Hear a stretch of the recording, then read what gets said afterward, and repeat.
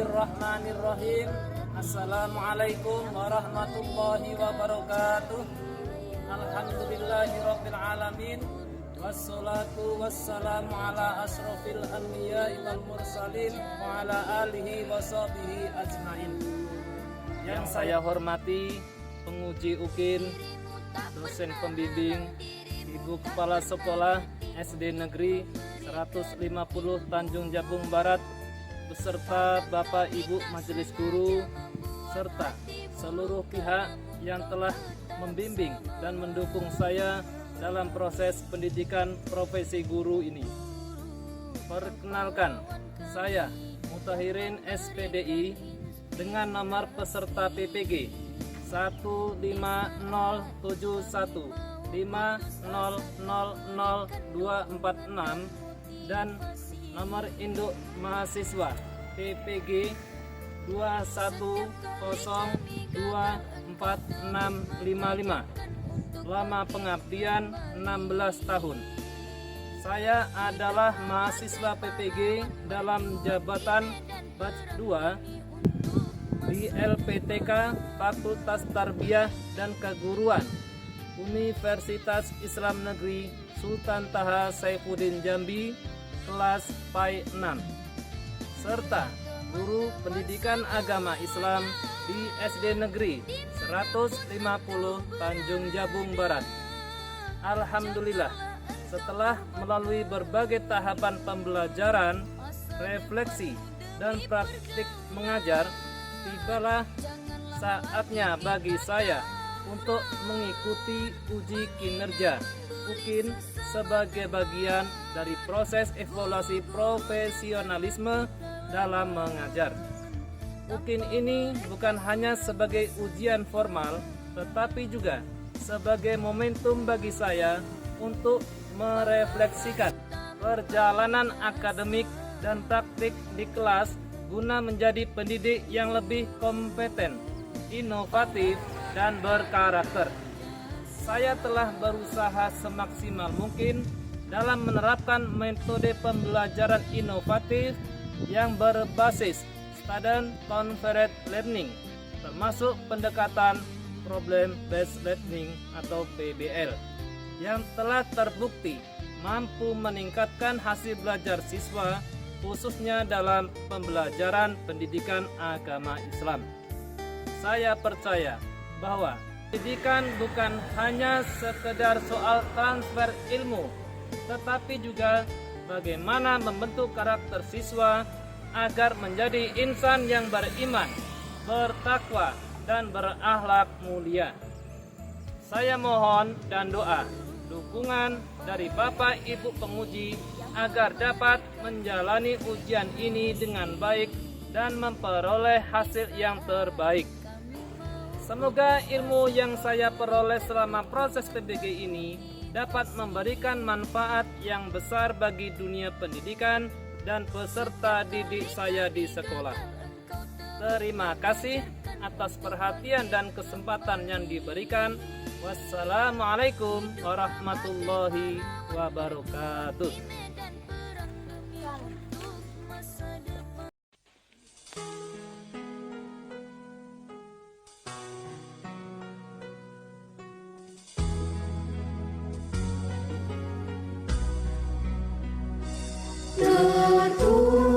Terpujilah wahai Engkau, Ibu Bapa Guru, namamu akan selalu hidup dalam sanubariku. Semua baktimu akan kuukir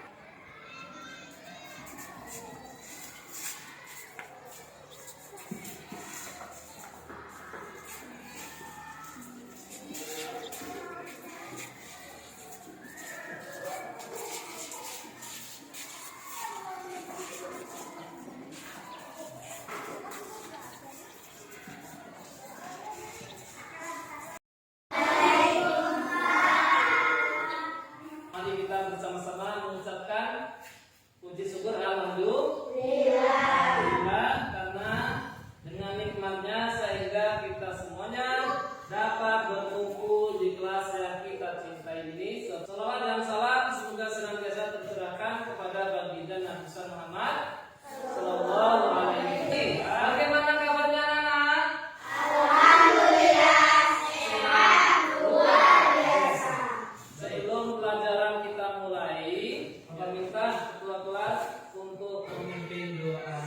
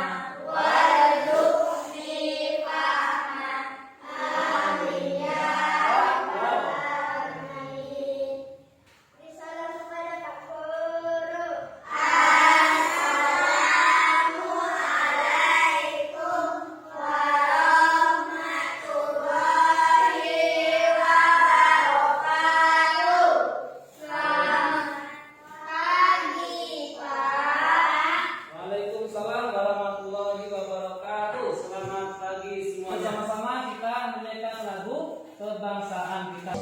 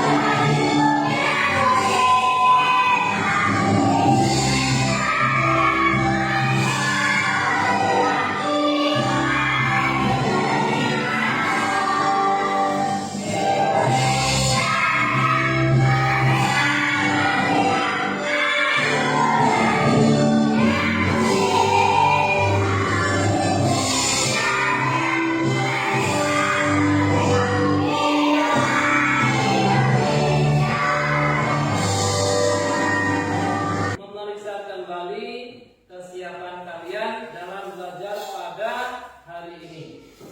Coba kalian cek ya, pakaiannya apakah sudah rapi? Ya, yang belum rapi silakan dilakukan. Bagaimana teman-temannya? Apakah hadir semuanya? Siapa yang tidak hadir? Eko kenapa? Lagi kurang. Jadi kita doakan mudah-mudahan temannya yang tidak masuk hari ini supaya kita lebih semangat lagi. Kita bersama-sama tepuk semangat. Ketua kelas pimpin.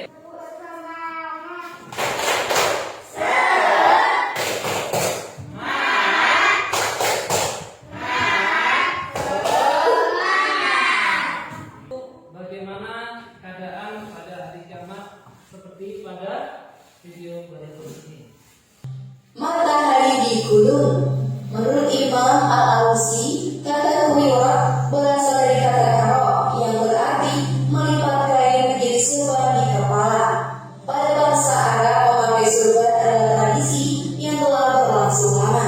Dari situlah Allah ingin menjelaskan betapa mudahnya menggulung matahari sebagaimana orang Arab menggulung surban.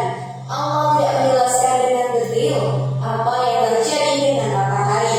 Namun kita paham bahwa matahari adalah sesuatu yang paling vital di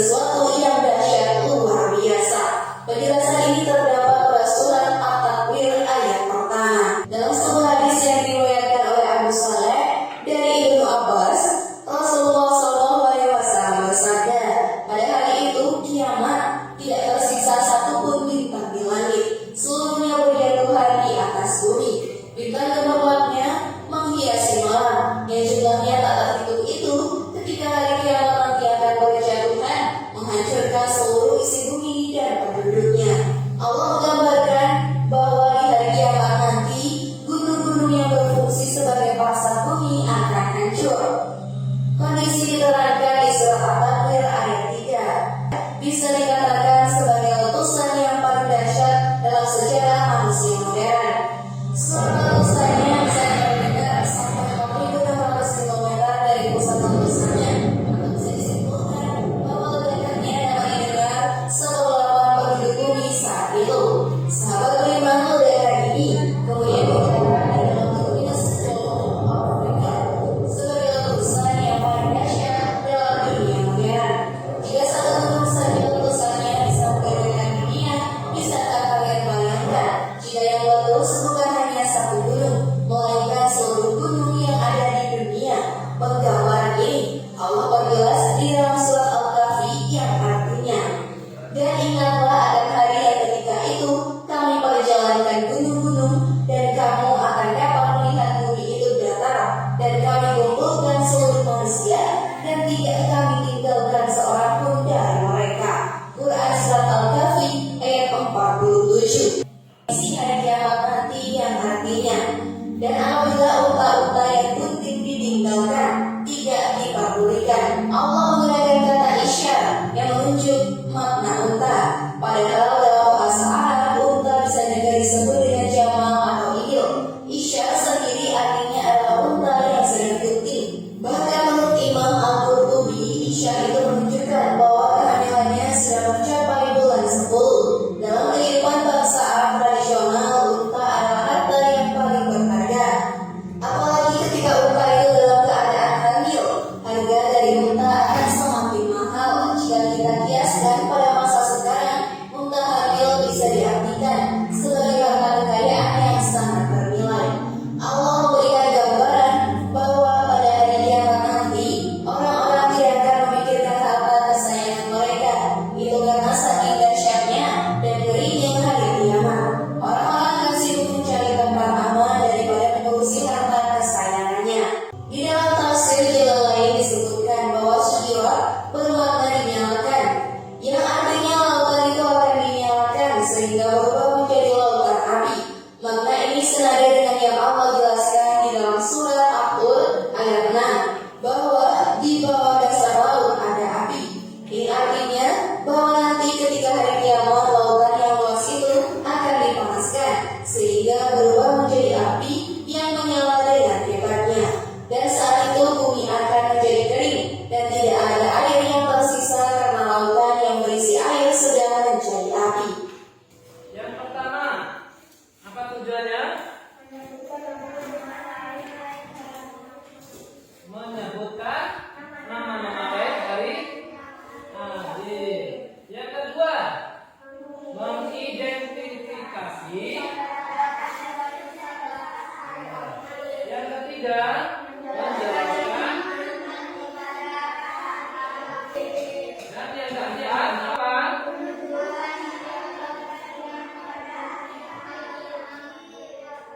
Berikutnya yaitu pengertian hari akhir.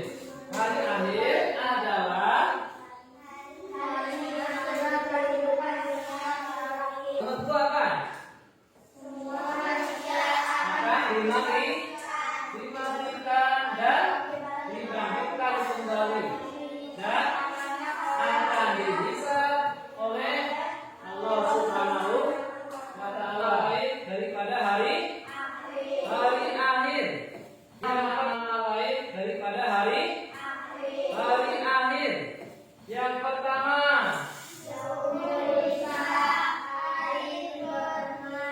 hari itu perhitungan. Yang kedua, yaumul jaza. Apa itu yaumul jaza? Yang ketiga, yaumul ba'as. Apa itu yaumul ba'as? Tanda-tanda hari kiamat. Ada tanda-tanda yaitu dari kiamat kecil, kemudian tanda-tanda besarnya. Kiamat kecil yang pertama banyaknya yang kedua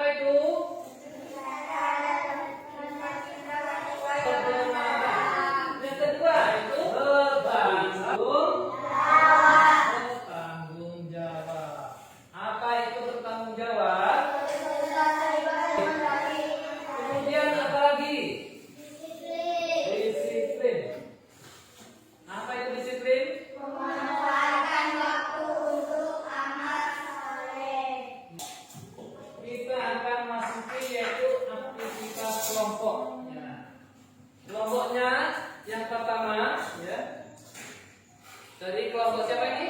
Akmal. Kelompok Akmal. Kelompok Satu. kelompok 1. Kelompok 2 siapa? Iya. Afifah. Kelompok 2. Kelompok 3. Rombongan ketua kelas. Kelompok 4 siapa? Afifah. Baik. Sekarang kelompoknya sudah kita bagi. Kelompok 1 menjelaskan tentang nama-nama lain dari Adil atau Yaman. Kelompok kedua yaitu mengidentifikasi tanda-tanda kecil. Tanda-tanda kecil hari kiamat. Kelompok 3 apa? Tanda Identitas tanda-tanda besar manusia. ya. Kelompok 4 ya. Apa tugasnya? Ya, menyebutkan hikmah dan iman kepada hari akhir. Sekarang silakan dikerjakan sesuai dengan tugas kelompoknya masing-masing. Tadi sudah berdiskusi dengan kelompoknya masing-masing. Sekarang Bapak minta perwakilan daripada kelompoknya untuk mempresentasikan daripada hasil kerja kelompoknya. Baik, kelompok 1 silakan. Akmal Al-Tamis. Nama-nama lain hari akhir. Yaumul hisab atau hari perhitungan. Saat amal manusia dihitung. Yaumul jazaa hari pembalasan. Saat manusia menerima ganjaran atau hukuman. Yaumul ba'ats hari kebangkitan saat manusia dibangkitkan dari kematian. Nama-nama tersebut mencerminkan sifat dari akhir dan proses yang akan terjadi. Oke, silakan kelompok 4 tampil. Hikmah beriman kepada hari akhir, hidup dengan penuh tanggung jawab, memotivasi untuk berbuat baik, menghindari kemaksiatan. Kelompok 3 silakan kelompok 3 masuk. Tanda besar hari akhir, muncul Dajjal, turun Nabi Isa, matahari terbit dari barat. Silakan kelompok 2 untuk mempresentasikan hasil diskusinya. Tanda-tanda hari akhir, banyaknya kebohongan, hilangnya rasa malu, meningkatkannya perubahan maksiat, maraknya fitnah, ilmu agama berkurang. Tanda-tanda ini menjadi peringatan bahwa manusia harus selalu mendekatkan diri kepada Allah. Terima kasih untuk setiap kelompok. Kasih aplaus untuk semuanya.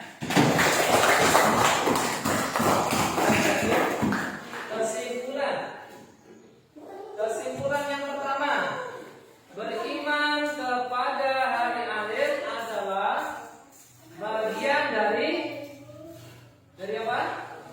Rukun iman.